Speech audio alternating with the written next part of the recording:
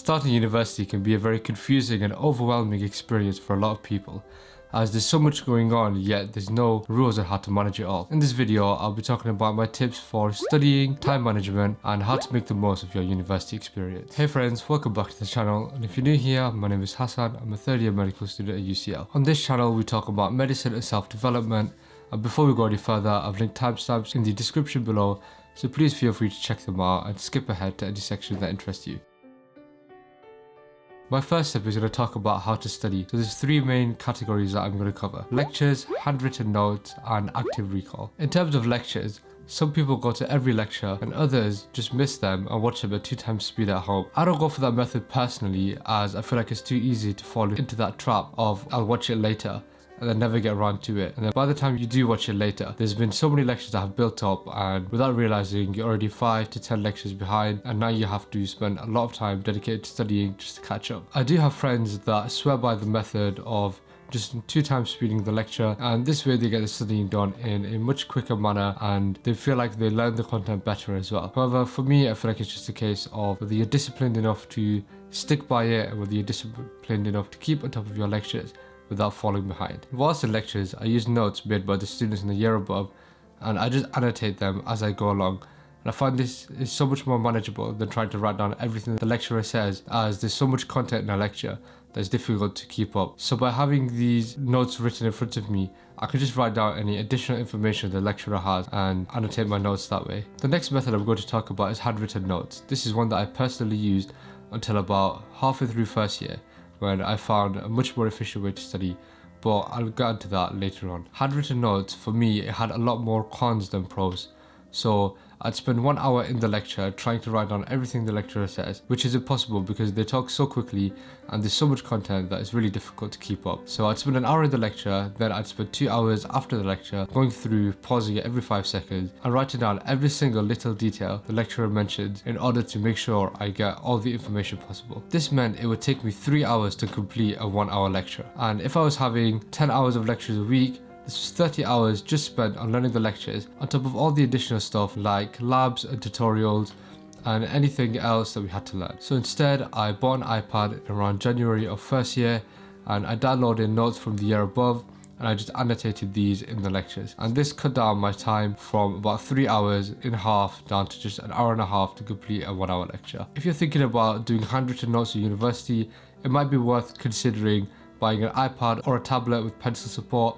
And this way you could just annotate lectures, the lecture slides, or if your university has notes available from previous years, you can even annotate them. I find using an iPad to be a lot more efficient, as I don't have to carry stacks of paper to and from university, and I'll never get to university and realize I've just left like half my notes at home and I need to go back home to get them to study because it's all on my iPad. That brings me on to my third method, which is active recall. This is the one that I really recommend you do, and it can take multiple forms, such as writing questions for yourself to review later, making flashcards, or my personal favorite, using Anki. Anki is a flashcard app where it automatically schedules questions to come up based on how well you know them. If you're doing a question for the first time and you get the answer right, the next time it'll appear will be tomorrow. And then when it appears tomorrow and you get the answer right again, it might appear in 3 days, and then this again in 3 days, it might appear in a week. This time interval gets longer and longer. But if you get the question wrong, it will reappear in 10 minutes, giving you a chance to relearn it. I'll put an example of how it works somewhere on the screen, and maybe in a few weeks I'll make a specific video based on how Anki works, and I'll show you the steps on how I use it. The benefit of Anki though is it incorporates both spaced repetition and active recall. Spaced repetition is where you review the topic at specific intervals to help prevent the forgetting curve. And active recall is a method where instead of passively reading your notes, you're actively trying to recall them by using questions or flashcards or Anki. My recommendation is though, you don't overwhelm yourself by making a load of flashcards for a single topic or a single lecture, as then it'll become really difficult to maintain this workflow and maintain the number of cards that you're learning. One thing with Anki is you must do the review cards every single day, as this shows you've learned the previous stuff and it helps to consolidate everything you've learned so far to make sure you don't forget anything. The second tip I'm going to talk about is time management. When I started university, I realized I had to manage my time a lot better because there was so much going on. Between events and meeting new people, I had to cook, I had to clean, as well as go to the gym and make sure I was studying enough that I didn't fall behind. One tip for this is I'd recommend blocking out parts of your day for studying. So whether this is a 2-hour block in the morning, one in the afternoon, one in the evening, or whether you'd like to just do it all in one, I'd recommend doing this to get a good balance and to make sure you're not studying all day, or even to make sure you're not studying too little either. When studying remotely, I feel like this is even more important, as it can be very easy to sit at your desk all day, or on the flip side, it can be really difficult to get to your desk to start studying, as it's difficult to have a structure within your day. Either way, I'd recommend doing this method, as it will ensure you study in certain periods during your day, and the other time can be spent doing other things such as going for a walk or spending time with family. Under normal circumstances, for me, going to the gym was part of my normal routine, but given the effect that COVID has had, this hasn't been possible. So instead, I try to go for a walk outside to help break up my day and to get a bit of sunshine. This gives me some fresh air and it helps me take a break from studying.